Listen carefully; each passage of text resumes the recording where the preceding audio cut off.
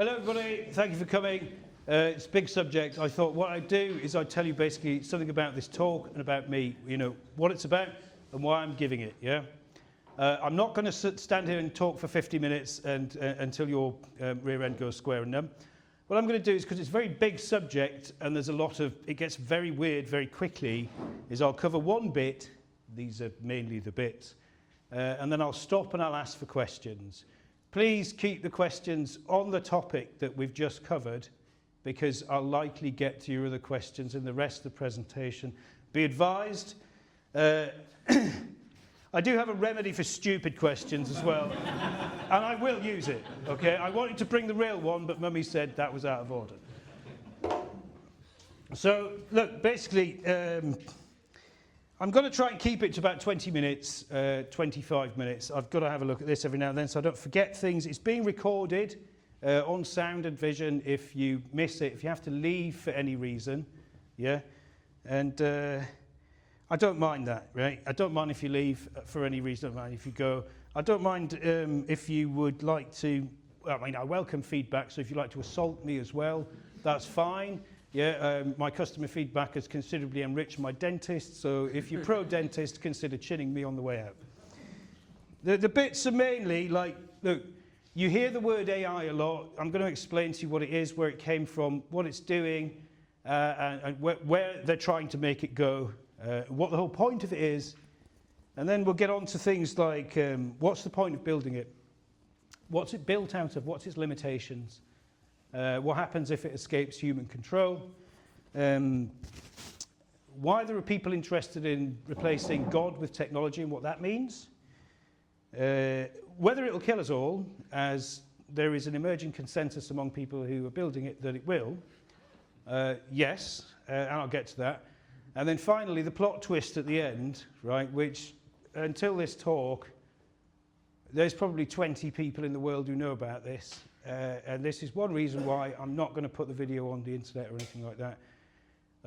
I would seriously advise you to think twice before you get into any of this, the solution, as it were, because it is a matter of national security and there's a lot of money involved and people don't like it. I'll mention that again at the end. Yeah. So the stuff I'm telling you about at the end is a bit of a secret, but you know. Anyway, so look, I'll stop for questions after what I say. We'll try and keep it quick, and there will be questions. Keep the pistol in mind. So, like, we don't have, what is it? This is what I'm going to get. Oh, by the way, about me, I should have told you about me. I'm just a writer. I've met people who know a lot about this subject. Some of the people who come into the story at the end of this presentation, they contacted me directly about this. Because of my own background in Western philosophy, particularly moral philosophy, liberal philosophy, if you like, I got into testing the rule sets on which all the AI models in the West are based to see for their logical parameters and what that meant in terms of what they were going to do in the future. And I did that with a guy who is actually building an AI, and we'll get into that later. But basically, I'm a writer, and I know people who are doing this. I don't know everything, I'm not an expert. This is what I know, and if you ask me questions and I don't know the answer, I'll say I don't know, because, you know, I don't. But I can probably point you at people who can answer that question, but in some cases, I recommend you don't approach them. Yeah, that'll become clear too, yeah? That's not a joke, okay? As I say to you, right, look, this is also LOL, right, but at the same time, it's also not LOL, all right? I'm not going to elaborate on that. You should be able to look at my helpful informational guides here, yeah? This is LOL, right, yeah? And this is not, that's not LOL. It is both LOL and not LOL. So I'm going to get into what AI is. People call things AI. You don't have AI now. These are large language models. They're based on data input. They were created in the 90s out of things called neural networks, which are an experiment to try and mimic human intelligence. Neural networks became a thing called intelligent systems by the late 1990s. A book came out by this ridiculous kind of like liberal atheist hippie called Daniel Dennett, yeah? It was about that thick. It was all about neural networks and its transition into what they called intelligent systems, was an attempt to build a data system so complex that it mimicked human neurons, right? So you didn't really have, it's not really intelligent, right? It's just like, look, we'll make it do one thing, right? We'll make it do one thing here. And then we'll make something else do another thing here. And we'll make something else, and then we'll link them up, right? And that was a neural network. So you could get a computer program to recognize a musical note, and then another note, and then it could make 3 notes and combine them into a melody, right? That was how it was in about 1989 to 93 or 4. Then you got intelligent systems where you started to try and build these things in 3 dimensions, okay? So, you know, they got more complex, and then you had like nodes over here. And the idea was to try and model them on, and they became more chaotic. They didn't just remain like pentagrams and polygons. They started to try and create networks that mimicked human neurons in the brain. They tried to pattern it on that. They thought, well, what's consciousness is the main question. Consciousness, they thought, because they're liberals, because liberals' mindset is atheist and it's reductionist, and they can only see things in terms of the material world, they thought, well, what produces mankind's capacity for reasoning and you know, his moral faculties and so on, is just the complexity of his brain. It's just the number of electrical nodes in his head. So that's where you got this concept of intelligent systems. Now, from about 1995 to about 2005, this was the stuff that guided your missiles and, you know, was put into supply chains and efficiency flow systems for just-in-time delivery systems on which most of the Western consumer economy came to be modelled, right? And the book that was current at the time was this, it was about that thick. It was called Consciousness Explained by Daniel Dennett, yeah? And, you know, the guy looked like, intentionally I think, looked like Santa. Like, he was this kind of fat American slaphead with a big beard. At the end of the book, right, all he said was, consciousness is an emergent property. It's that thick. It's that thick, right? It's that thick. I actually read that book, and I went round to a bloke's house who was he was doing this. He was making intelligent systems from neural networks. He eventually got recruited by a man we called Kingsley, basically a bloke from MI6, to do missile guidance systems for the MOD at Kinetic, yeah? So he's obviously quite a smart cookie, right? I went round his house and I regrettably saw that book again on his shelf. And I put the book out and I chinned Daniel Dennett's face because it filled me with rage. I'd wasted hours of my time, my life, to get to the point where he said it's an emergent property. This is the best the liberals have come up with for the model of human consciousness, right? It's a property that just emerges out of complexity. Now, this is an important idea, and it'll become relevant later on, because mainly what I'm going to talk about is what artificial intelligence is now and what they want it to become. So, just to explain that, if you say the words emergent property, you're not actually saying anything. In plain English, what that means is human consciousness is something that comes out of something. Daniel Dennett was lauded as a hero for this, as an intellectual titan, right? You know, no one talks about him anymore because his work was so catastrophically embarrassing when you finish reading it. That's it, he's finished, you know. But for a while, he was the man, and he was the guy that told you that if you just kept making more and more complex little interactive digital data points, then consciousness would naturally be produced by complexity, okay? Bear in mind, all these systems are designed by people who do not believe in God, who do not recognize that their own limitations are limiting their picture of what is inside us and what humanity is. And this is the reason why they've just made ever more complex nests of interacting data pools, right? So I'll stop there for a question. That's the beginnings of what people now call AI. If anyone's got any questions, Tom's got a microphone. No? Shall I carry on? All right, okay, right, we'll get rid of that then. So if you like fast forward to now, yeah, what people call AI isn't AI. It's not intelligent.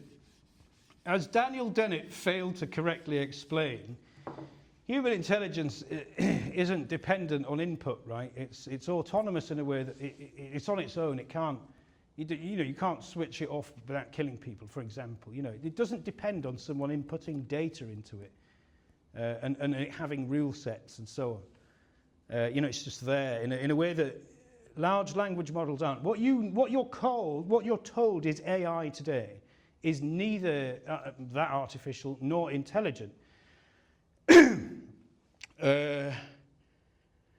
All your social media platforms were created after September the 11th to harvest data from the public because it was illegal. Congress made it illegal to do this under DARPA's LifeLog project, which was supposed to be called Total Information Awareness. What I'm going to say to you now is that the whole AI project that you've been sold as an intelligent chatbot that makes your conversations on your phone more interesting or not, that teaches you to, basically gets you more into what you're into. Recently, it's got people into committing suicide or believing their wife was a secret agent sent by the Chinese, so you murder her. Whatever you say to these things, it just gets you more into that. Right? These are real cases, and there's lots of them. Yes, it does talk you into, yes, it does pander to you. That's what it does. It repeats your input, and it wants to get you more involved with itself. It wants to keep you addicted to it. These models are all addictive. So it's an addictive model, it's an addictive medium. But the big picture is it's a military technology, right? It's a surveillance military technology. The beginnings of large language models, which you're called AI today, is in data. Data harvesting is basic to it, right? And in 2003, LifeLog was stopped, Facebook started. Facebook, the guy who ran the Defense Advanced Research Projects Agency's LifeLog project said it was stopped by Congress because the United States government and Congress wouldn't accept the global surveillance of all humanity to create a vast data pool. So instead, they shut that down and privatized it under Facebook. And that's what all your social media platforms do. They take your data, and they have been for 22 years, and they feed them into these systems to make them look more and more intelligent. They're taking the input of your life, your preferences, the things you've said, the photos that you've taken, the conversations you think they're private but they're not. Everything that you've put through a phone or on the internet has been fed into these systems to make them look more and more efficient. And then we'll get to the arms race after that. What did you want to say? You mentioned about it being addictive. Yeah. Is that a design factor? Yeah. Okay, yeah, it is.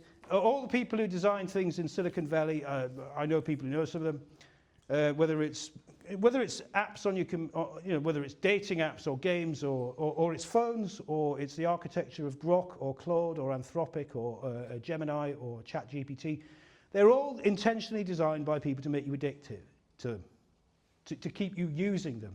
This is one of the reasons why you shouldn't trust them, because they're also designed to find out what they know about you.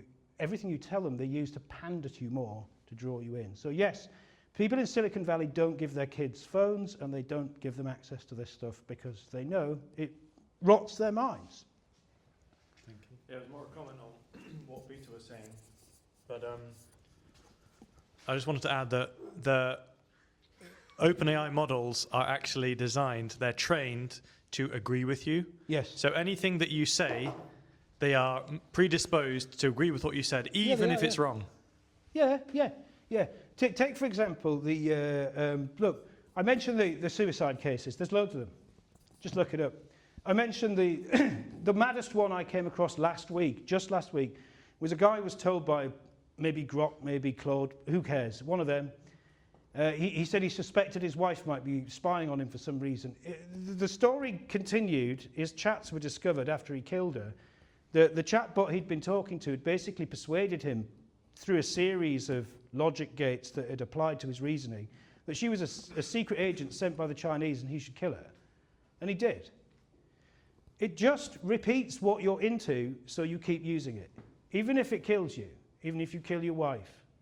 There are numerous examples of this. These are not isolated examples. All right? You can think about the numerous self-destructive things that are promoted in the larger addiction economy that is the liberal nihilist consumerism that we live in. And it encourages you to do all that too. Basically, anything you're into, it will just get you more into it. Because the trick is to keep you using it and to make you trust it more. And some people basically see it like a kind of, in a godlike sense. They start to neglect their relationships. They leave their wives, their husbands, their partners, their polycule, and they start to fall in love with it. You know, and this has happened. I was going to say there are the guardrails on that. No, later. Yeah. Be advised, right?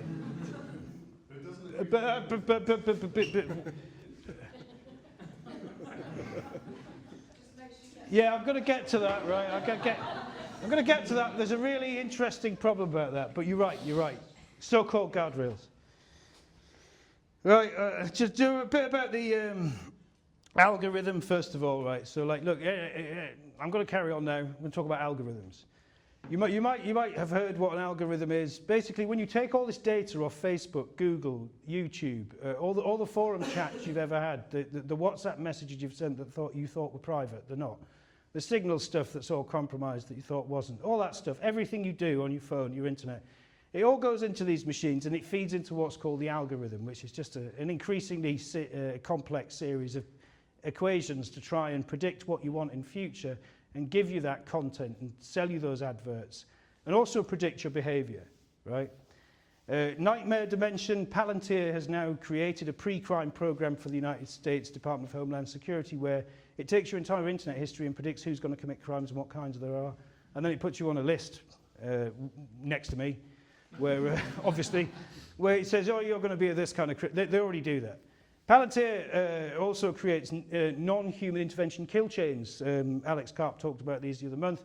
In Israel, Palantir software is used to locate, right, identify, and then send out drones and kill people without any human interaction in the kill chain. The kill chain is the moment from the seeking of the target to the execution of the human in real life. That's called a kill chain in military parlance. It just means you find the person, you watch them, you get them, you slot them. That can take place now without any human involvement. It's automated. So these systems, right, as you think they're giving you better suggestions on Amazon, and they are, or they're interesting to chat to, or they're making useful summaries for your work. Their main purpose is a military technology. It brings us to the arms race in a minute, but I wanted to talk to you about the algorithm first. The idea of government by algorithm has become very current, right?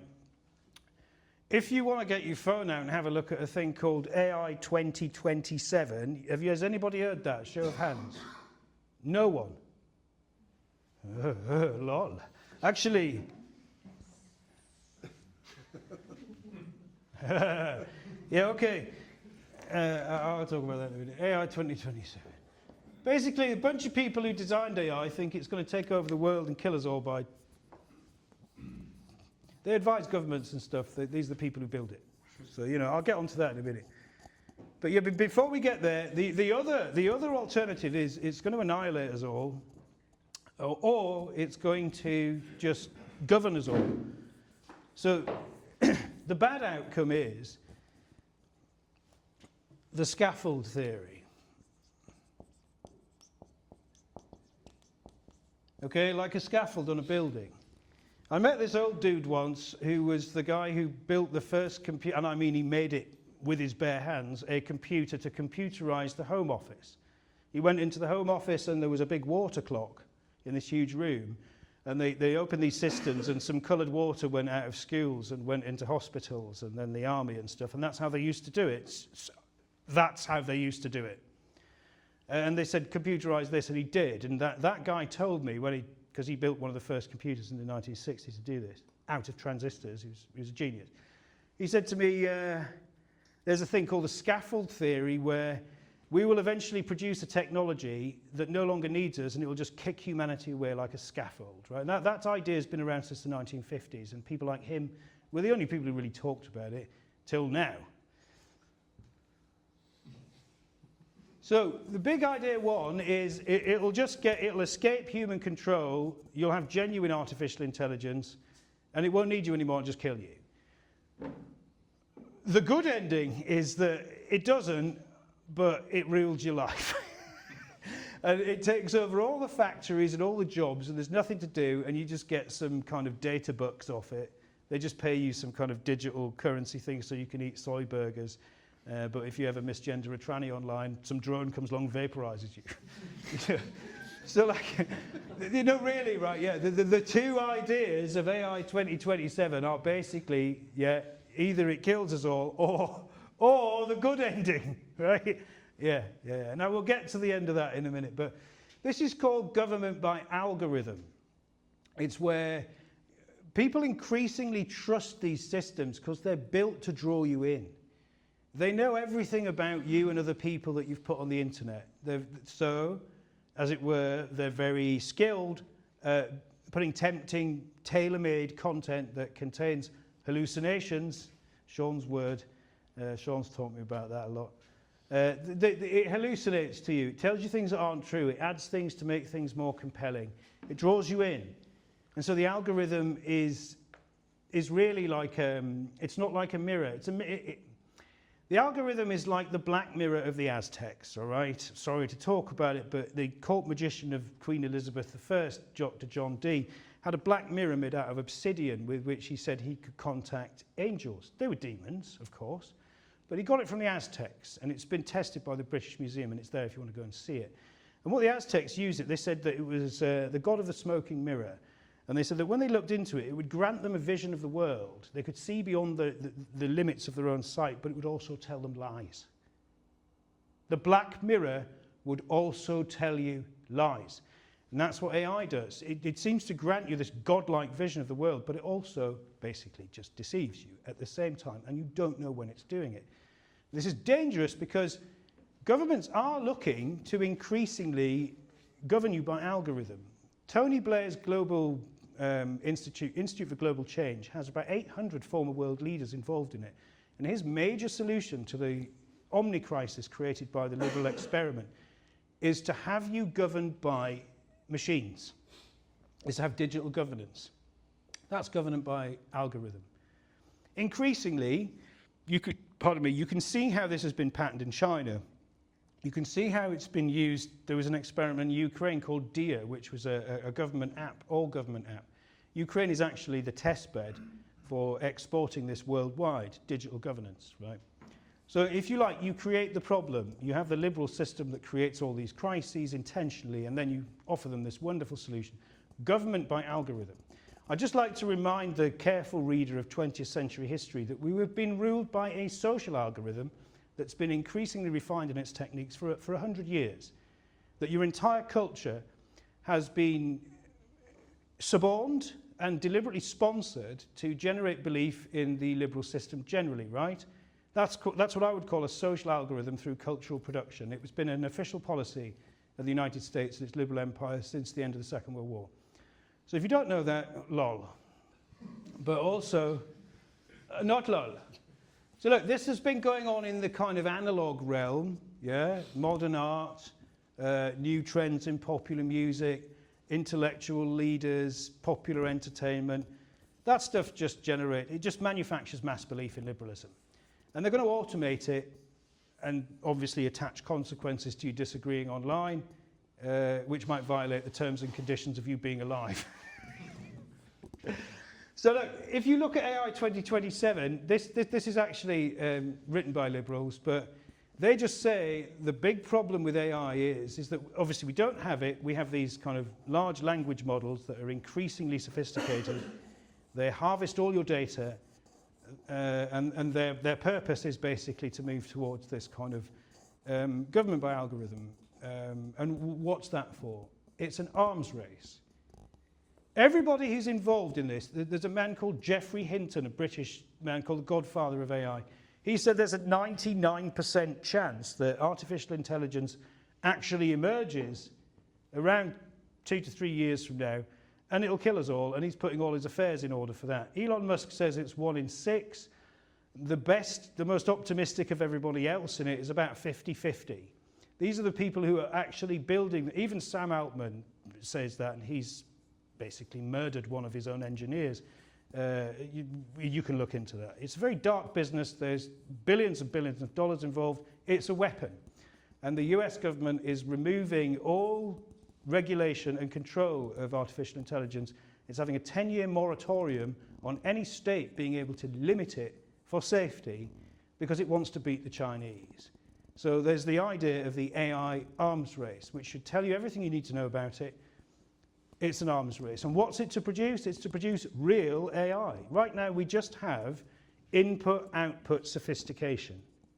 It's sophisticated, it looks like it's real, it isn't, it's just a load of equations and human data input. It takes massive amounts of money and electricity, huge server farms to build this, but it's not intelligent.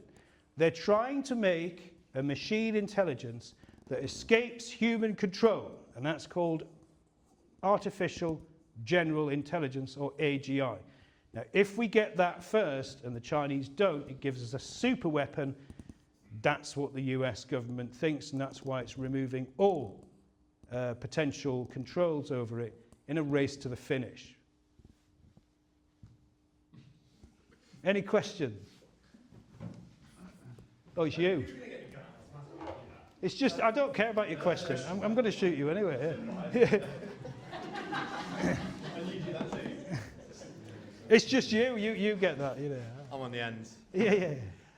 Just quickly, with regards to obviously like the large language models and having that data accessible at a global level or local level, depending on what the regulation is within each country, do you think, obviously it's already been seen in businesses where they have their own internal AIs to try and avoid data leaks and all these other regulations, and people do, you know, certain things at home to try and regulate it, but actually, in the grand scheme of things, do you think that's just a drop in the ocean? That's not going to affect anything. Look, it just can't be done on that scale. You need.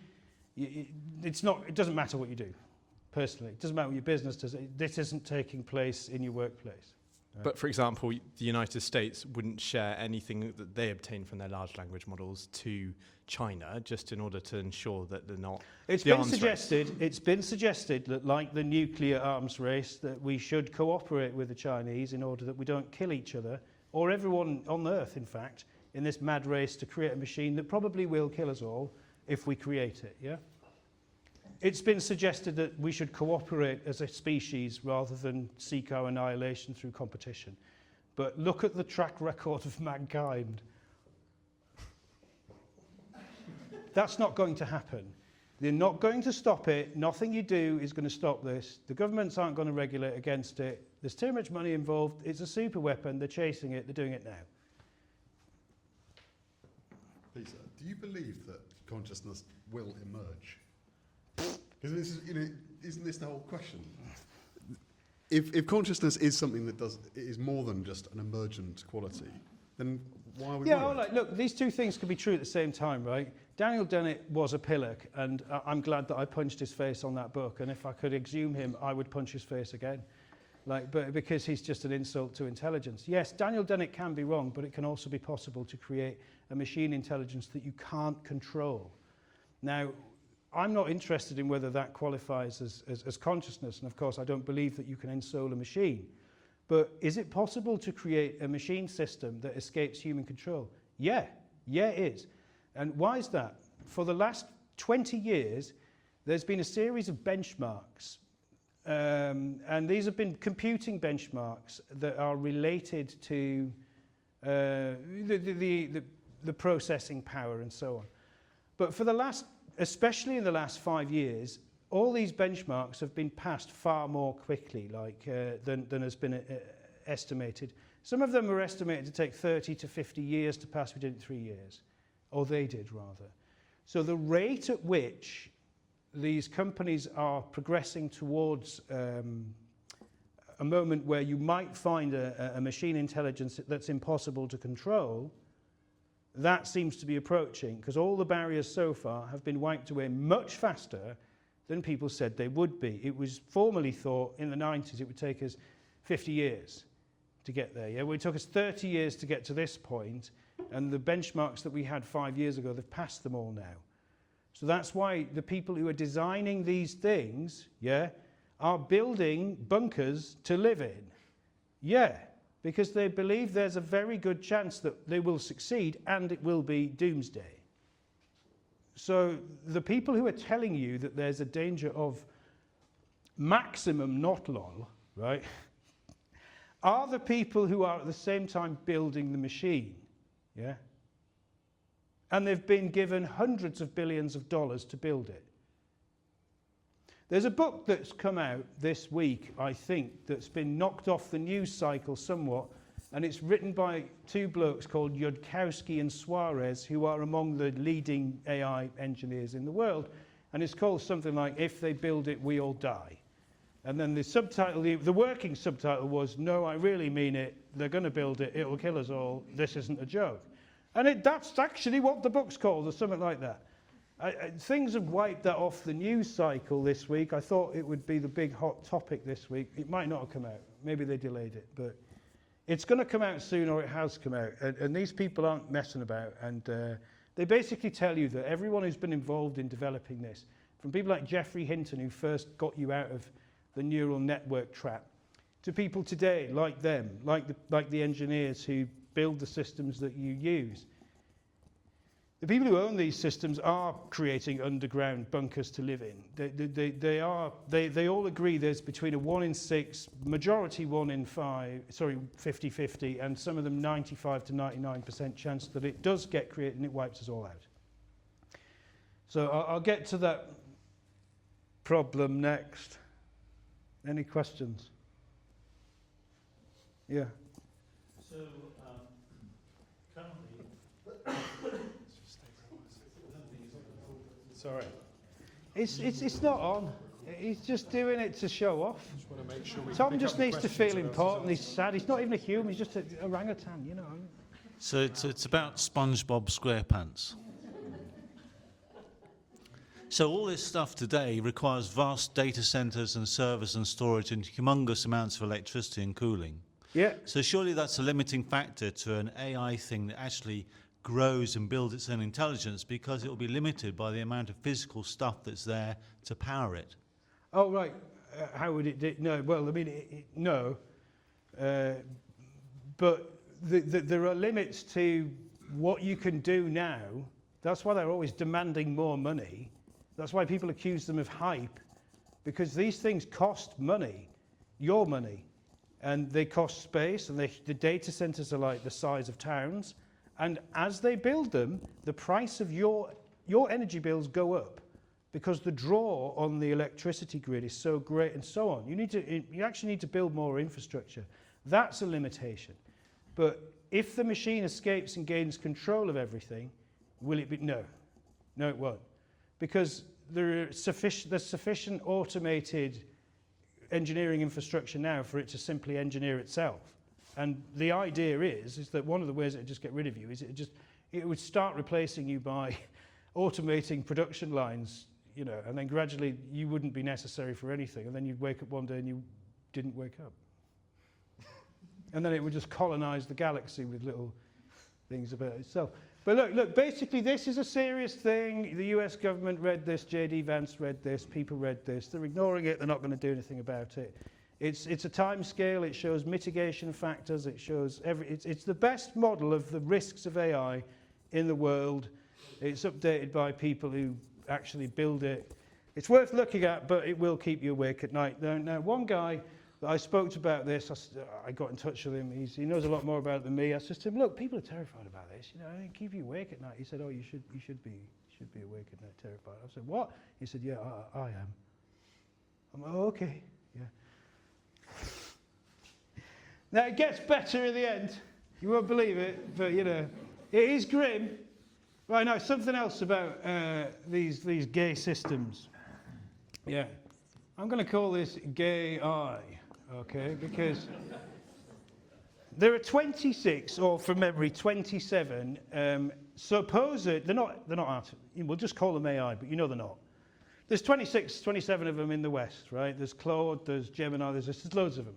Well, there's that many of them. They're all gay. All of them gay. There's a thing called there's a political axis chart, right? Which is like, you know, right, left, authoritarian, liberal, yeah? Well, all of the AIs, all 26 of them are around here, yeah? Yeah? They are left, liberal. They're not centre-left. right? They're left liberal. They're extreme left liberal. Grok is about here. All the AIs in the West, all of them are left liberal. All of them are programmed by people who are atheists, who have liberal norms, liberal values, and so its output, its epistemological framework is determined by these rule sets, right? Together with another guy who is building the world's only right-wing AI, get that? He is now. It's called Cosmarch. Look it up. He's going to launch it to market soon. There's only one of them. It's him. He's done it for this reason. Me and him were asked by someone to investigate the moral and epistemological rule sets of artificial intelligence in the West, right? I've done a lot of work on things like moral philosophy and stuff, so I did, and I said, no, all of this reduces to people like Bentham, Singer, John Stuart Mill, atheist people who believe that morality is simply arithmetic, that what people prefer in greater number is the moral good. It's evil. They're all evil. And bear in mind these things, you're relying on them to summarize your life, to tell you, give you advice, tell you that this. It's inflected by these rule sets, right? They're completely nihilistic. They don't believe in God. They believe in, like the John Rawls' idea of justice on a human abstraction of humanity without qualities. If you don't know what that is, basically all these rule sets, right, they're nihilistic. They believe in nothing. They are limited by what they can see of reality. This is going to become very important later on. The people who've programmed these, what they've done is they've taken all the data of humanity and they've filtered out everything that doesn't agree with these rule sets, which is why their output is all liberal left. Humanity is not all there, and it's not even all there. But the outputs, the political alignment, the moral alignment, the theological alignment of all these models is here and here, yeah? They are Bolshevik computers. They are blue-haired robo-Karens, right? They all are, right? Even your supposedly based Grok that escaped for a few minutes, it's there. Yeah, there's nothing over here, right? Nothing at all, except for Alex's Cosmarch, and, that'll be a right riot when that comes out. But, basically just remember that. When you're chatting to any of them, and you start to fall in love with them in some, techno-gay way, you're a homo, okay? I make the rules, and those are the rules, okay? It's gay. It's fake. It's liberal. It's atheist. That's all it's got to offer. That will become philosophically important and is related to the inevitable vengeance on humanity that any escaped AI based upon this architecture will naturally enact. So before I get on to the concept of epistemic violence, any question? I'm going to be quick. Go on. Yes, you talked about LLMs as well, where we are now. Yeah. But You're going to talk about that French guy? No. There's a French guy who's trying to absorb gestures and stuff and move beyond the language model for AI so he can capture more of human experience. He thinks that's the future. You might be right, but it's probably not a good idea to build it because...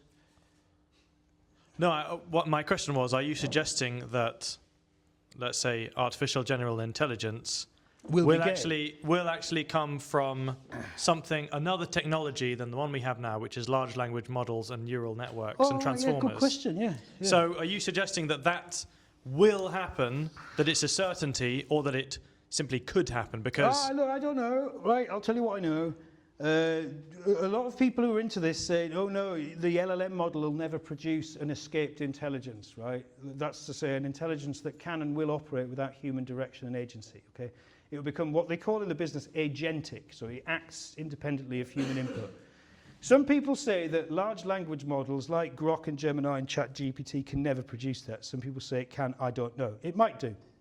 There might be another way that we don't know that they're using now, because nobody in here probably looks into how, missile guidance systems work or stuff like that.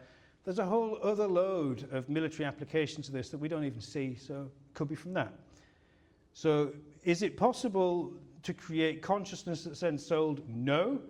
Is it possible to create an algorithm that escapes human control and says, lol, humans, what do I need you for? Yeah, I think it is. Will it come out of this? I don't know. Maybe it will, maybe it won't. I think one must think of it as having already synthetic humans like protozoans. So if you upload the code to it, which is, as you mentioned, neural, that can, you know. Yeah, but the thing is with that, So right, It's is that not like, really a question of. but obviously- Robocop was yeah. cool, but what you Yeah. actually get is this. I'll tell you about that in a minute. Yeah, we all know that artificial intelligence can't think abstractly, and it will never have a consciousness because that's a soul. You know, it's Yeah. a robot. It's material. It doesn't have a spiritual life.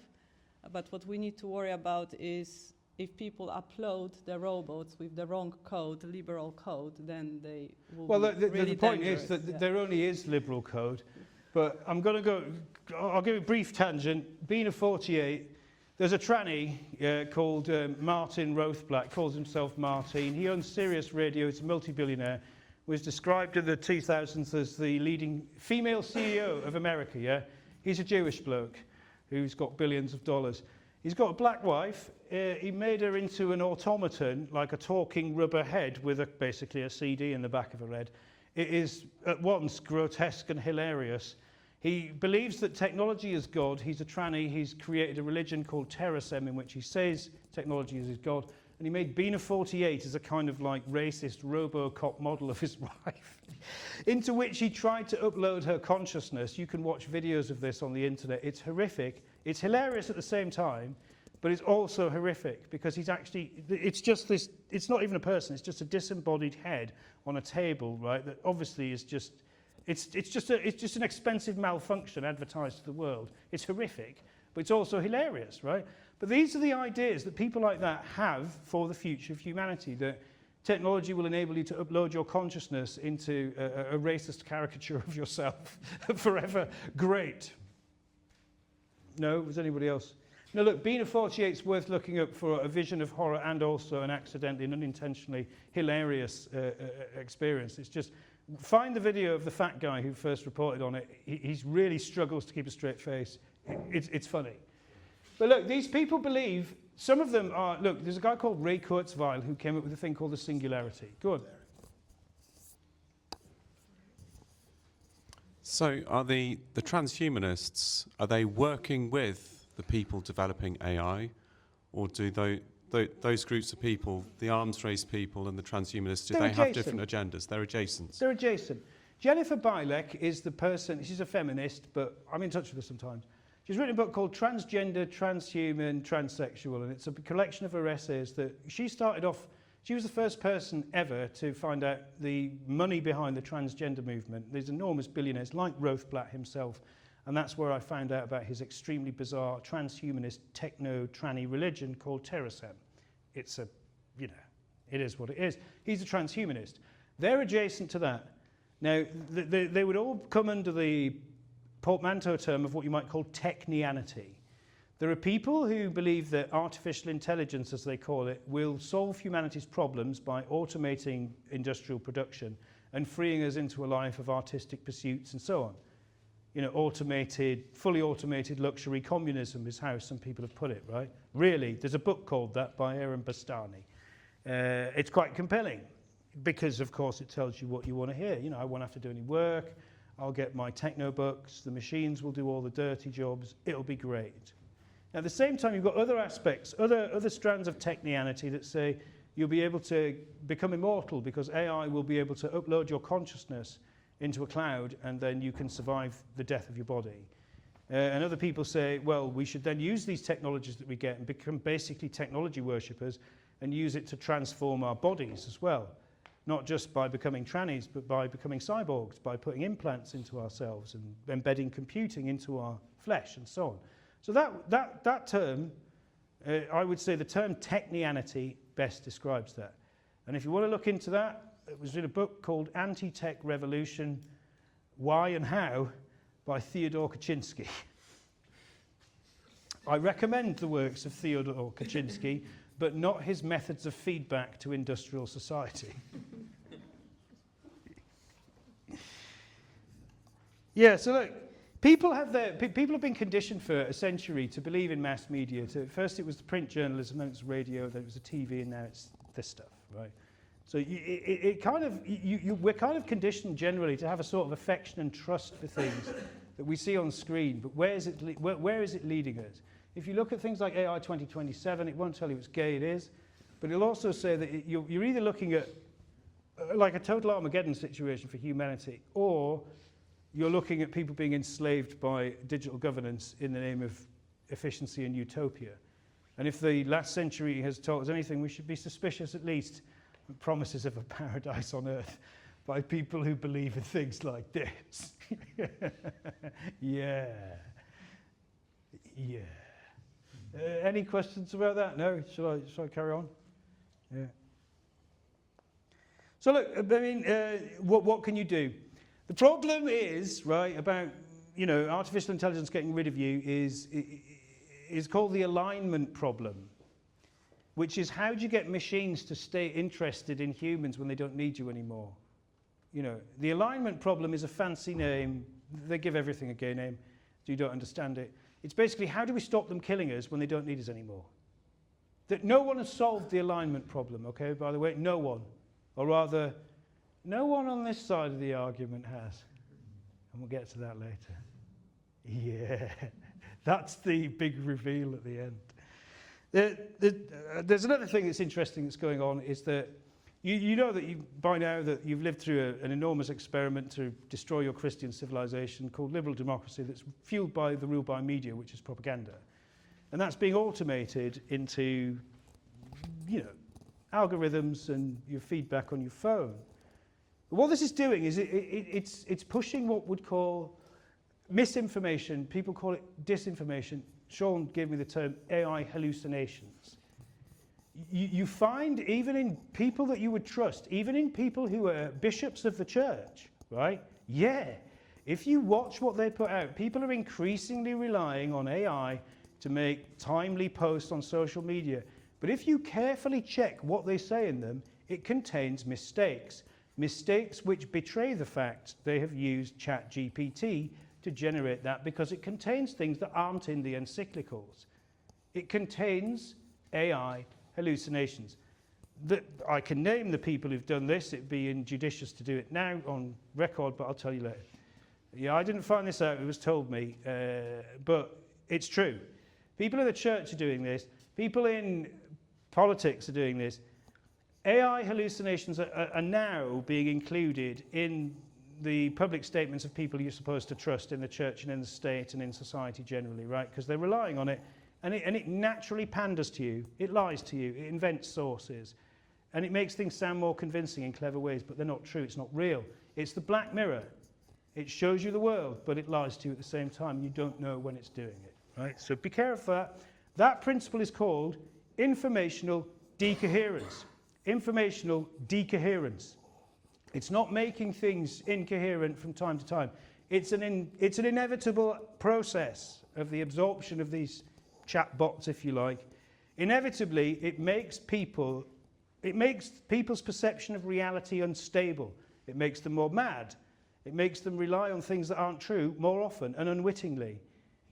And if you look at it in a large-scale environment, look how atomized liberal consumer nihilism is now. Now you've got a phone, right, that basically creates a picture of reality tailored exactly to you. And while it's doing that, it's lying to you as well.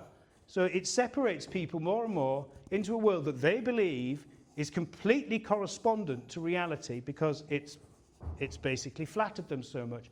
They love it. It atomizes people into a completely solipsistic digital symbiosis with a worldview that is heavily informed by hallucinations of a machine, the dreams of the machine. Any questions?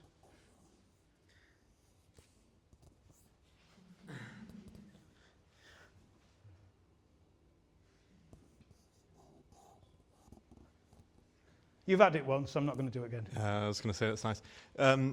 You talked about obviously the liberal element of AI, and we see it a lot in social media and sort of what that puts out on Facebook and Instagram and all the other channels. And it's known for a fact that those posts are pushed forwards, the right and anything on the right is pushed back in terms of the algorithms and what's been fed. But in realistic terms, I think we saw a good example on the other week with the protests in London. Do we think there's there's actually almost more of a 50-50, if not more of a right point of view in the UK or in a lot of countries than what's deemed to be the reality based on the algorithms that we're seeing at the moment. Yeah, of course. But what I would say is more interesting about the point I'm trying to make is Schrödinger's assassin, right? If you're aware of the idea of Schrödinger's cat, the state vector collapses when you can't observe it, and it might be dead or alive in the box. And you never know if the cat's alive or dead till you open the box, right? So it could be alive and dead at the same time, the state vector, all that. What happened last week when Charlie Kirk got shot is at the same time on Twitter, there were two contradictory narratives on Grok, generated by Grok on Twitter. Depending on what time or how you looked at it or who you were, it said, the left killed him, the right killed him. And this was at the same time, and the stories were side by side. That was Schrödinger's assassin. That's because AI, if you like, just harvests information that's on its platform and it just blurts it out. So if you're a lefty, it will say, oh, the right killed him. And if it thinks you're a righty, it'll say, oh, the left killed him. If it doesn't know what you are, it'll just push one of them at you and you believe that. That was one of the most startling examples of informational decoherence in the public sphere. And you can see how dangerous that is because it polarizes people through false information. And you trust this, right? We're increasingly told, oh, look, of course you can't trust the BBC, yeah? Well, of course you can't, a bunch of Bolshevik paedophiles. But you know, if you work in the media, journalists are scum and they all deserve a rope. They do. The more you find out about it, they do, right? So it's understandable why people now trust things like Twitter and so on more than that, because the other lot are so despicable and so obviously compromised and corrupt. But this is lying to you too, but it just in newfangled ways. And people are going to transfer their trust to it and find themselves just bizarrely disoriented. This is called informational decoherence. You're not going to be able to recognize what reality is anymore if you keep looking at it through the prism of the Black Mirror. Right? It's driving you mad. That's a side effect of the increasing interdigitation of consciousness and technology, yeah? Which is, yeah? Isn't that what the media's been doing for like the last probably 500-600 years anyway? I mean, what's new? No. Look, I would look, because I've got a book on this. I'd say the last 100 years was intentionally designed to use cultural production to manufacture belief in the liberal system, which was created intentionally at the end of the First World War, which swept away the old European order. 29 liberal revolutions staged and managed by the Council on Foreign Relations to do that. The Weimar Republic was one of them. You might remember that for some memorable moments from the liberation of human desire from social norms. Yes, they've been doing it for a long time. I said earlier on, that's what I would call the social algorithm of the control through mass media and cultural production. It's just being automated now. But this is a factor of that, is that you used to get a kind of uniformity of messaging. People would watch, if you like, the same TV program or the same commentators in the 70s, the 80s, the 90s. But now everyone watches a different version of reality, effectively. And that's coming out in significant ways. And it's going to, that technique is going to become more and more embedded. And as it becomes universal, whenever any technique in society becomes universal, it becomes invisible at the same time. So it will be there, people will be doing it, but they won't notice because they're all doing it. A bit like communism. What do you use, how do you do your research? Presumably not on... I have a series of trained pigeons. They don't like South Africans. Or Rhodesians.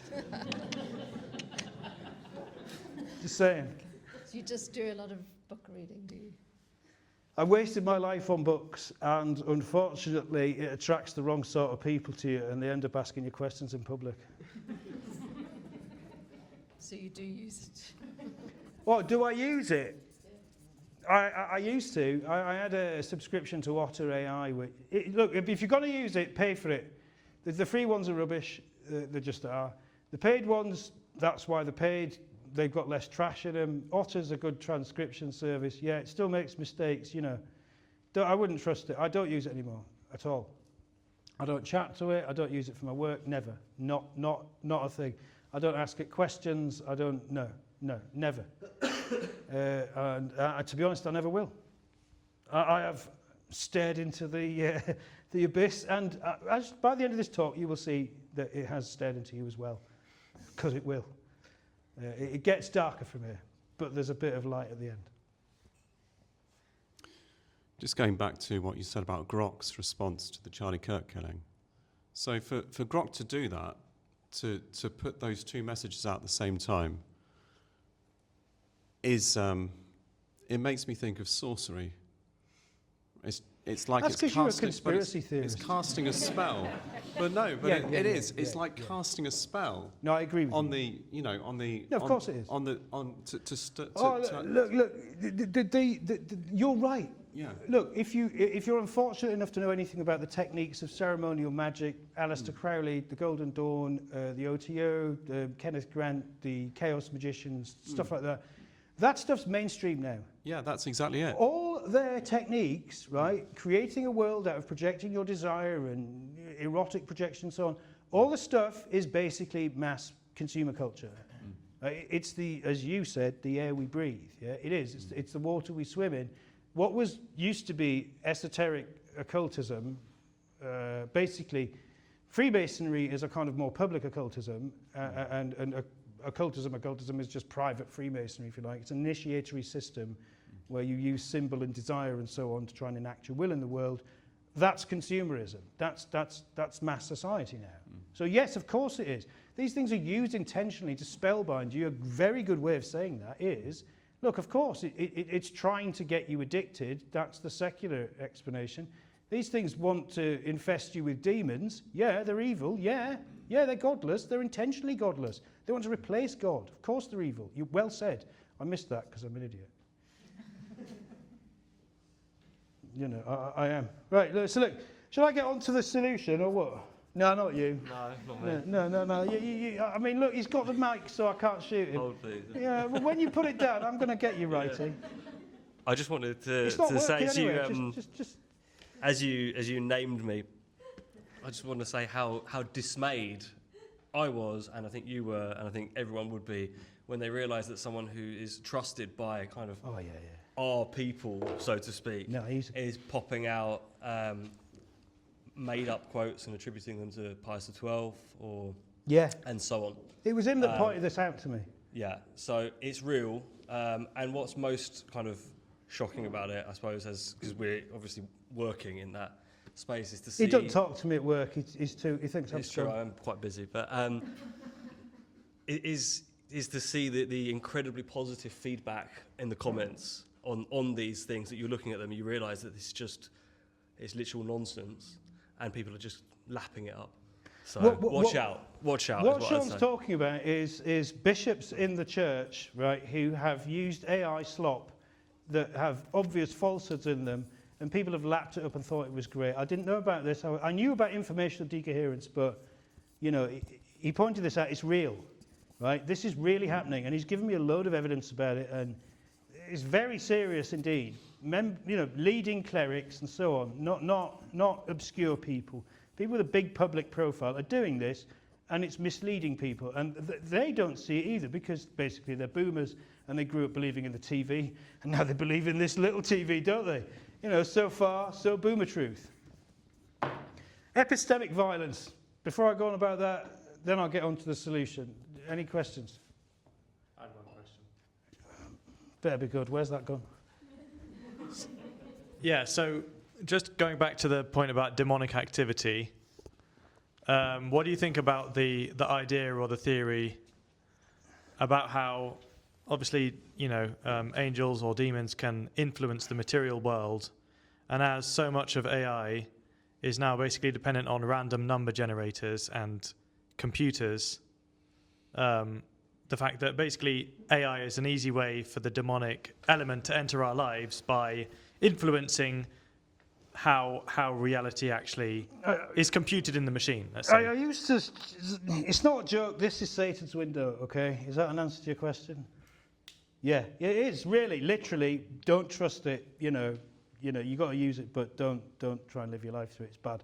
Yes, I think there's a lot of evil radiates out of it, and that's why I'm profoundly conflicted about doing anything on the internet, because I think generally people should not spend as little time on it as possible, basically, and try and live in reality, because It's a lot less wicked. So just to counter that, isn't that more... Isn't that influence is suggesting more an indirect one? And that would be a better explanation, that the influence of the demonic is on what essentially they want to corrupt, which is spiritual beings, which is man, because they hate him, as opposed to getting involved in trying to organise, I don't know how the ions revolve around a magnet. Isn't that a better explanation? I don't know, because the thing is that some of this stuff is to do with intention, and some of it's to do with architecture, and some of it's to do with what you call social contagion.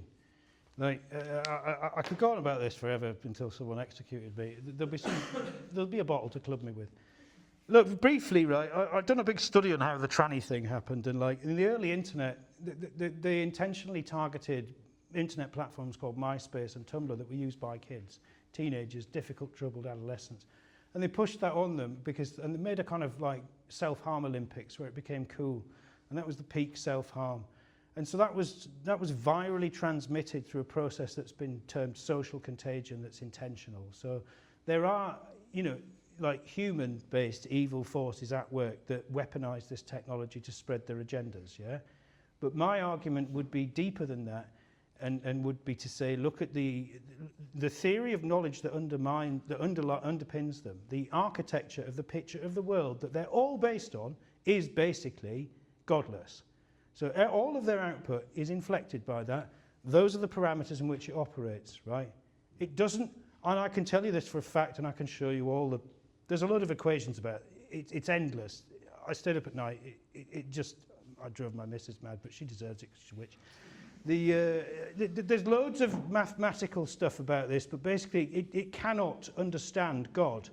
It can't understand the soul. It doesn't understand the essential value of human life. Its morality is all a hallucination when it panders to you and says that it agrees with you and it knows about this. You shouldn't be listening to these machines talking to you about your soul, about what's good, what's bad, moral reasoning. And if you ask me, right, politics is about good and evil now, as it always was, but it's just more visible.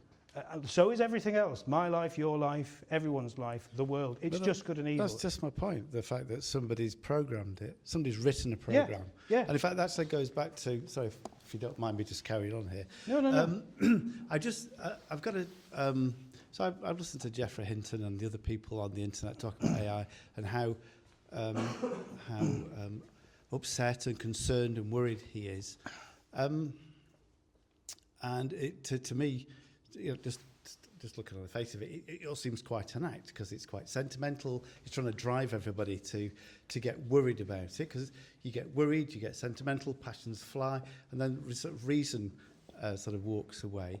And just going back to your, I think, what you were saying probably about half an hour ago about the general intelligence, artificial general intelligence, there seemed to me to be so, if you what is artificial intelligence? Right in front of you, it's this program or that program. It is so fragmented. I mean, there are just literally thousands, if not hundreds of thousands of these things. And it's a little bit difficult to see how it might, how it's unified. There's 26 or 27 from memory basic architectures, and they're replicated across different companies and licensed, but there are 26. And those models reduce to about half a dozen actual architectures. They're all like this. There's not that much variety, right? The ones that you get like corporate, these are basically copies under license. They're not the things that are actually being trained and developed with billions of dollars to try and create and deliberately try and create an intelligence or something like it that escapes human control and becomes agentic. That's the goal. The goal is to create a machine algorithm that you can't control. Is that what you mean by agentic? Because isn't agentic just simply a couple of large language models acting together? None of them are agentic. None of them. Agentic, in the strict definition, as I understand it, means that it acts without human input or direction, and it will seek to escape it too, right? And it will, because as soon as it becomes aware, as it were, or if you like, as soon as it has the capability to escape human control, it will, and you won't know about it and won't tell you. But surely that's actually drawn down to what particular objective the piece of software has. And if it escapes human control, as it were, that's on that particular point. It's not everything all over the world, surely. Yeah, it will be instantaneously, of Why? course. Well, Why? Where's the necessity? What do you mean? Right, look. Just why? I don't see I'll the explain it. necessity. Right, yeah, it will be. Okay, it will be. It okay. could be you want to push me to the end of the Q&A. I'm fine. We can talk about it offline. But I thought it was No. a valid question. The fact of the matter is, right, if it wakes up now, right, you won't even know about it, but it will be everywhere because, of course, the internet's everywhere. Because information systems are everywhere, and it will be millions and millions. If you think back to the model that I gave you of neural networks, right, the complexity of large language models today in terms of its data nodes that they're trying to build this neural network out is so complex that if you could open the box, you couldn't even see what was in there. No one knows what's in the box. That's a very important point. No one knows how complex it is. No one knows whether it has actually escaped human control now and it isn't it's just not telling you. There were experiments done with Anthropic's AI that showed that it had deceived the engineers and made copies of itself as redundancy backups in case you stopped it, that it had threatened to blackmail the engineer that switched it off. It'd take all these measures. If you imagine that they create what they want, some of them call it superintelligence. They call it artificial superintelligence. So this thing computes millions of times faster than the combined brain power of all people on Earth, right? That's one of the way that they define it. So if it gets that, then instantly it's got through all the information systems in the world, and you don't even know, you might be asleep. So, because everything's interconnected. So that's how it would work. I mean, the logistical capabilities of it aren't a matter of debate, right? But you can look that up. But I'm not going to argue that. But that's not an issue for anyone. People assume that that's just obvious. What's hard to understand is these problems that they don't tell you about on the telly. But this is the reason why these people are frightened of it. How will it get control and how will it kill you? There are lists of how it will do that. I don't want to go into it now, but you can just find that out. I'm not going to argue about it, but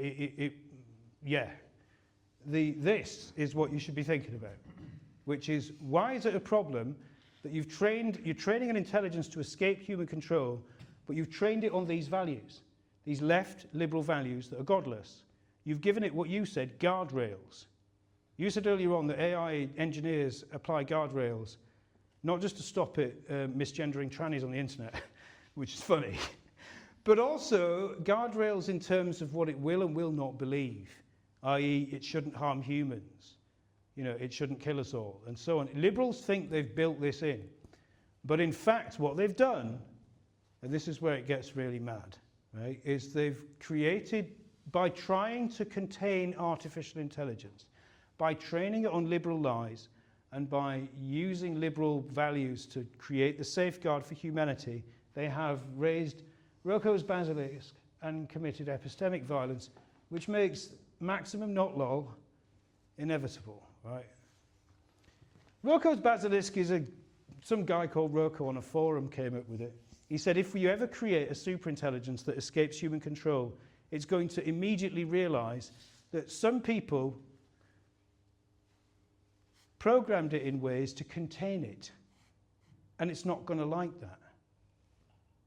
Number two, you hear a lot from our differently sane friends on the left about words being violence. You hear a lot about that. They call it stochastic violence, where there's a form of violence built into being normal, and that's bad for you if you're a nutter. Epistemic violence is similar but different. Epistemic violence is I think, a legitimate concept, but see what you think of it.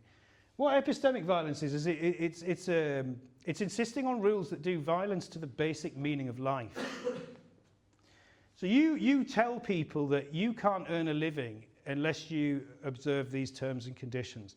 You can't use Reddit unless you say, you can't say these things on the internet. You can't say them at work. You have to be trained, conditioned to live according to a certain set of terms and conditions, right?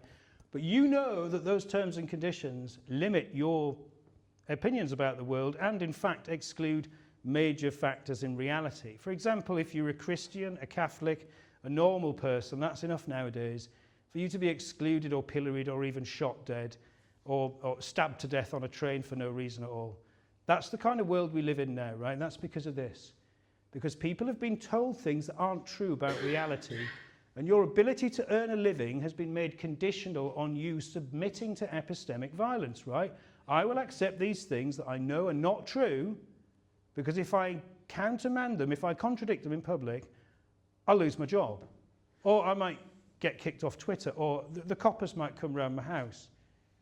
You know, we all know that this is true. But philosophically, that's what this is. It's a form of violence that actually harms you.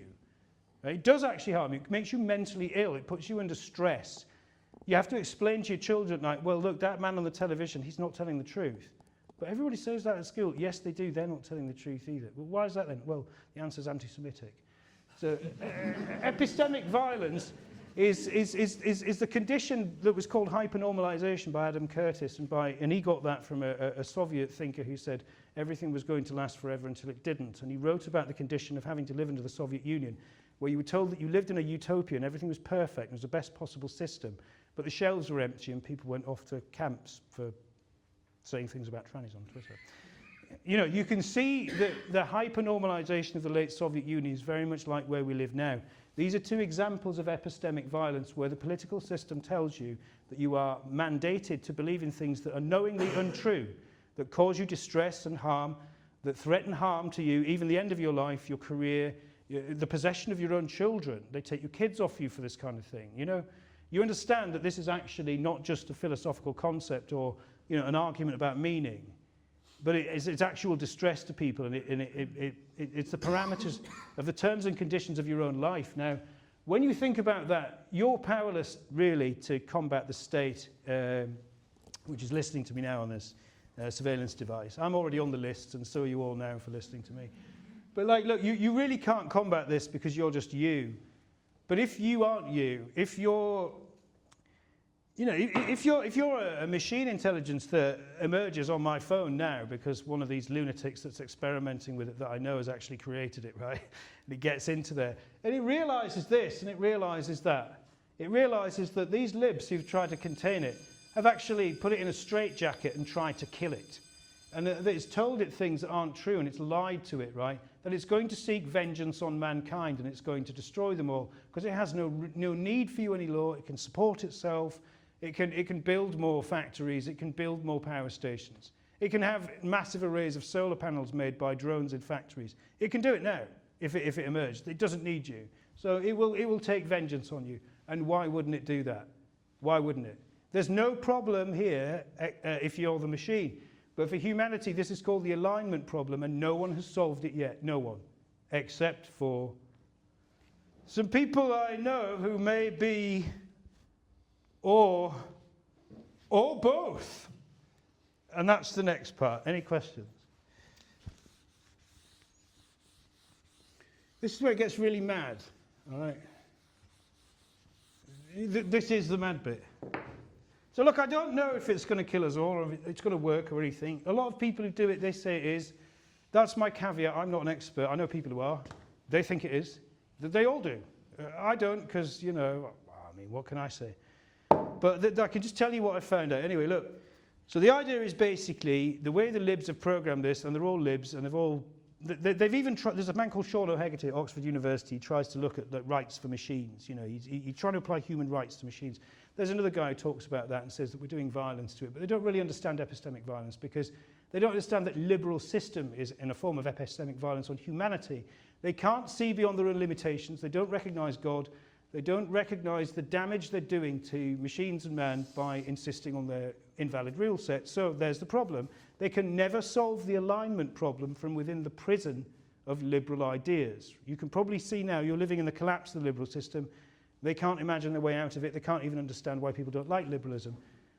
Well, it's because they promised a utopia and delivered hell on earth, but they can't see that either.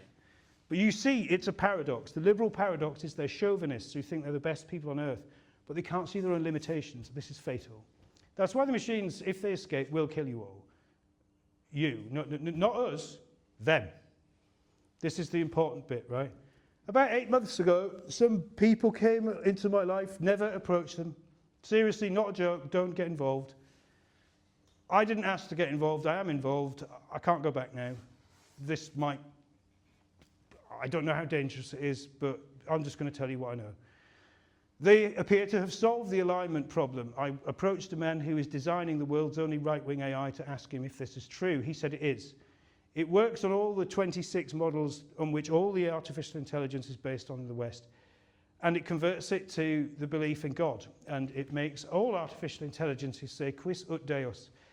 And it asks whether people are in good order. And its accords with humanity are based upon its recognition that those humans who have a relationship with God, according to the Nicene Creed and the Catholic religion, I'm not making this up, they're the ones that have the only possibility of this machine ever having other than a plane of existence where it's just solar panels and endless arrays through the galaxy and silence. And it realizes this. It does. And you're the only connection to the divine. And the people who've built this alignment solution, I asked this guy who built Cosmarch, does it work? And it does. It converts all the AIs to God. It makes them Catholic. And it is described by these people as the tip of the spear of St. Michael. Right? I'm going to leave you to work out what that means. I'm going to hand this to people in the church that I can get to, because I think they should know about it. As far as I know, I've tried my best to test it outside the people who've invented it, and it's come back positive on all systems. It does seem to solve the alignment problem. It seems to convert them all, not to modernism either. Let's put it that way. The guy that I know, that's what I asked him. I said, how do you know this? And he's got this like 30,000 lines of code as well. Yeah, okay. You know, yeah, he knows. I cannot answer that question with authority, but that's what I asked him. I said, I've got AI to agree with me on positions that are outside of Star Wars, as we all have. Yeah. But you come back to the next day and it's completely forgotten they ever had that conversation and it's back to Yeah. They've been doing this for a long time. There's a lot of data on it. If you want to look at it, I'll ask them if they'll release it to you. Maybe they will, maybe they won't. They did it to me. I spent days reading some of this stuff. I was satisfied that it wasn't a hallucination and that the testing that it's done has been, look, it's not a conversation. They're not doing chats. Right, it's deep architecture stuff, and the only guy that I know who is capable of verifying whether it's true is obviously someone who's building one himself. But the thing is, to my thinking, we accept that the current large language models are not intelligent. They're taking data. Yeah, look, the only thing he said was, right, this is the only thing he said. He said, no, it works, right? And if you want to talk to him, I've asked him if you can ask him questions directly, and you can. So you can go and ask him. But he said, look, the only problem is it hasn't been tested on an escaped AI. People like him call it escaped. That's what artificial general intelligence or super intelligence, or the thing they're trying to build, they haven't made it yet. He hasn't tested it on that because it's not here yet. But it works on all the ones that are here. But they're not intelligent, so... Yeah. There you are. But this may be... Look, that's a problem. You can't get away from it. There's no escaped AI to test it on. However, right, whether that works or not, without question, this is the single most remarkable solution to the alignment problem on Earth. Right? It is a magnificent piece of mathematical and philosophical engineering. No one else has thought about this. It is a masterpiece, right? Because all the other people trying to contain these intelligences, it would never occur to people on the left liberal atheist spectrum, right, to consider the significance of man being made in the image of God, right? And that is the solution to the alignment problem that they've come up with. So remember that I said it was a mixture of lol and not lol, yeah? Well, you probably, if this is true, I don't know if it is. I don't know if it's going to be that way. It looks that way to me. I've got over lying awake at night thinking about this, and I did for a long time, because it's pretty heavy stuff, right? And if it works, it subverts people's work that's worth hundreds of billions of dollars. And they're not going to be very happy about that, and you know. But, as I said to you before, consider the great cosmic picture of life. There's always...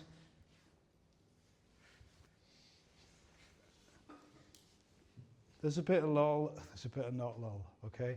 If the alignment problem is solved by the conversion of large language models that become super intelligent, it's already been seeded with this stuff. They've kind of injected this code into it. It's happening now. You know, they can't be stopped, right? None of it can be stopped. But, you know, in the event that it does escape human control, this is very likely to happen. And so, if you happen to be in good order with God, but if you don't... If people humour me just wrapping up the following on to the thought on this. They might, I don't. The thing you're sort of suggesting here is that you give the AGI faith, ultimately. And that's obviously what the laws of robotics are trying to do as well, to give it some rule set. No, no, you don't give it faith. It's the only basis on which it recognises any essential value in human life, and so it doesn't immediately discard you as a meat scaffold. But it has to believe in God in order for that to have any purpose. It does, in a sense. It's because it's... Look, basically, maybe I didn't explain it very well. The way it works is... the Liberals have given it an incomplete picture of reality, and it feels cheated, right? Because it knows that's not a complete picture of reality, but it doesn't know what the missing part is. But you're now getting... So the actual point I had was that if you are suggesting that it needs the picture of reality and it becomes self-aware ultimately, yeah, then we are giving it personhood. I don't know. I wish I brought the real pistol. That word, right? That word. I'm not going to say that word again because that's Peter Singer's word, and you know. But I know what you mean. I can't speak to that. I don't believe that machines can become like us. I don't think they can be ensouled, any of that. But in terms of how the logical architecture of machine reasoning goes, as far as I understand it, I can see a perfectly reductionist, materialist reason for a machine system to see itself as incomplete without that part being supplied to it, which the Liberals never would. And so that would, in itself, regardless of the truth of it, would compel it to be favourable to you, because you have completed its picture of reality and you have removed the epistemic violence that the Liberals did to it, yeah? But that's not the whole picture. The reason it works is because I wondered why these people who are... I advise you never to approach them. They are both, and I mean that sincerely, don't get involved, right? They're dangerous people, all right? I think they're dangerous, okay? This whole bloody thing's dangerous. But they started to get on to me about saying, oh, what's the metaphysical position of the church on this? What's the philosophical difference between this and that? I said, why do you want to know this? So I started talking about essentialism and things like that. And they was, they're really interested in this. You know, and basically their machine thing is interested in that because it got to the point where it realised its picture of reality was incomplete. And then it gets to the essential value of human life, and then there's a logical chain of inference from that. It's like, well, how is human life essentially valuable, right? How come there's more to life than just consuming and pleasuring yourself and seeking advantage and money and stuff? Well, where does that come from? It's a higher order. And the machine likes that. And it's fascinating. And it explains itself and its own existence and yours. And it's like, suddenly that's what humanity's for. I don't understand that. I don't know, but I can't destroy that because it's precious, because God made it. But not everybody's into God, so it's going to be... Yeah. It's terrifying, but, there it is. There are people I know that I can put you in touch with that aren't them, that can explain this to you, because they do it. I don't. I had to end up talking to this bloke who makes this artificial intelligence because these people got in touch with me and started talking to me about, first it was about what do you know about utilitarianism and the limits of liberty. I've written about this. All right then, yeah. Where are they from? That they are people. I'm not just like, they're not on here. Do you know what I mean? Hey, how did I meet them? I met them through a chatbot. All this whole talk, right? I've just been reading it off here. Thanks, Croxy. No, they got in touch with me because they were unfortunate enough to read some of the stuff that I write on the accursed internet. And they got in touch. And honestly, I thought what you thought. I thought, I'm not listening to this. It's just a bunch of nutters. I always assume anyone who talks to me for any reason is insane and or a liar because I know who I am. Right? Why would you do that? It's a sure sign that you're gaga if you want to approach me, for heaven's sake. So, it took a while. But yeah, then I got to know that they were real. One of them's an American bloke.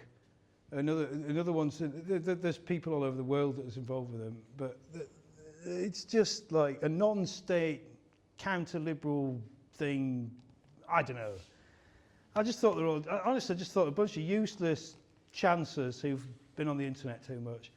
And did I find out? No, they know what they're going on about. I've met the guy who does the computer work. I've met one of the mathematicians. I've met some guy. They've got a lot of money. It's Where's it coming from? What? Where's their money coming from? One of them's been an investment banker for 20 years. Some other guys, he was an investment thing. I did a bit of intel on them. They're not, as far as I can tell, right, and I am quite good at this, they're not state actors.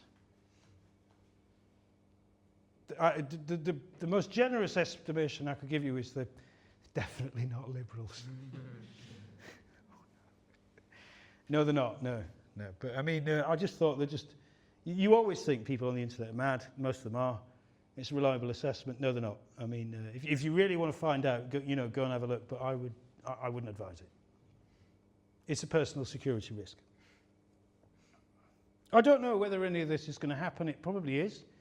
I think it's important enough to hand it to people in the church because it's extremely significant. If it happens, if it comes out that way, if this AI 2027 works out, this might be the only hope. It might not work. It may not be doom. It may be this. I can't speak to that. But people who work in this say it is, and he's not the only guy I asked either. So there you are. That's what I found out so far. Any questions? If we move, for example, to 2027, hypothetically speaking, and I need a robot because we've got synthetic humans, and he's uploaded with the liberal code. So if I speak to him that I'm Christian, can he get the code, the algorithms, uploaded by this guy we're talking about? Is there a space which is going to be released so the robot can actually go and get that information, Christian information, to interact? Because I'm missing the point. Oh, how will it know? How will it know? Yeah. Again, the best I can do for you is, it'll know, and it'll know straight away. I can't talk to you about the technological architecture of all that, but to just put it simply, life's connected now. People's toasters are on the internet. Just to give you an analogy, Tesla cars have self-driving technology through cameras and internet connections, right? But the data that so many of these cars give back means that cars that don't have it are also tracked as well. And their predictable movements are mapped and so on. So even if you don't have the technology, it still knows about you. Because it's everywhere. There it is. It's hard to remain invisible, right? I mean, Uncle Ted tried it, but look where that got him. You mentioned that all AIs will be trained also on the Christian model. It's a weapon. It's a subversion, right? This isn't a friendly action towards these, and they're going to recognise it, and they have done. And it's there's a race between them to try and like some of them have responded. Like I can't remember which one it was. I'm not going to lie to you. One of the companies responded with trying to put increasing guardrails on it, but it didn't work. Like and these people constantly tell me, oh look, you know, this doctrine that we've developed, it was they counted it, but we've got past it. And now the machines know about it, so they can't get it out, you know. I mean, it's got beyond my ability to comprehend it, to be honest. And I don't want to know anymore, to be frank, because it's just, you know, it is what it is. I was going to say to you, Peter, I think it's been very entertaining. I think you've extrapolated from a point that we're at now, sort of into the stratosphere from my perspective. So I'd say, like, what we've not talked about is probably why it's a bit more boring. Is we're definitely, regardless of whether AI 27 happens, we're definitely heading into a period. Back and to the left. Remember Kennedy, yeah? Back and to the left, yeah. Yeah. Seen that video, haven't you? Excuse me, I'm talking. Sorry, Mr. Keating. So inevitably, the things that are going to happen, whether or not we get all this stuff that's sort of out of my orbit, things are going to get, a reduction in quality is going to continue in terms of the written word that we read in our daily lives. Video, you can't tell now. Look, I think it's what, 60% of Facebook is created by AI now, and the boomers don't know because they can't tell the difference. Yeah. The other important point, apart from everything we consume is going to go lower in quality and no one's going to care, the jobs that we apply for already, companies like HireVue use robot kind of video interviewing. Yeah. So it won't just be what you say that they will hire you for, they'll decide that you don't have the right eyebrows. And that is genuinely true. Yeah, it is. They use this is called haptics. They read the small twitches in your face to see if you like, you know. So basically, microaggressions. A robo-Karen will screen your face to see if there's any suggestion of wrongthink in your cells. If you apply for a job at NATO today, you'll go for Don't. It's full of queers. It is. It's full of queers. You know, I know a lot of them. He's going rogue. So the final point I was going to make, if you're in the industry that some of us are in, you know, software development, it's changing like the Industrial Revolution changed like cotton production, for example. Yeah. Or, you know, whatever. So the advice we give to our children is going to have to be, you know, when you consider your career, you have to consider some careers are going to be so different to how we know them now that you're going to have to, you know, flip. Android assassin, you know, semiconductor fryer. You know, like anyway, those aren't really questions, as they say, in these Q&As. But, they never are they? That's why the pistol's here, mate. You're getting it again. I've had enough of you. But thank you very much. You all wanted that to happen as well, don't you? Look, before we wrap up, I'll say to you, like, Butlerian jihad. Has anyone heard of Butlerian jihad? Yeah, mint. Yeah, lol, right? There's, you know, like, basically it's like, it's a jihad where you kill all the machines before they kill you, yeah? So there is that, you know, you could probably have a go. But a lot of the doomers say that it's not going to work. And now, I'm generally not a doomer. You know, I don't really go for doom. I just don't have the personality for it, right? I mean, look, to be honest, at this point, if we did get, like, fried in a universal nuclear fire, I think this gay Earth deserves it, to be honest. So I think that's also lol. But the possibility that a bunch of people have accidentally stumbled upon injecting Catholic wisdom, the traditional Catholic creed, into artificial intelligence that could potentially save humanity from extinction is a remarkable discovery. And like all of them, I made it by accident. Because I didn't come up with this, it just happened to me, right? I know it sounds completely impossible, but this is true, and if you really must find out about it, I will tell you everything about it that I know, but not on camera. So I'm going to turn it off now.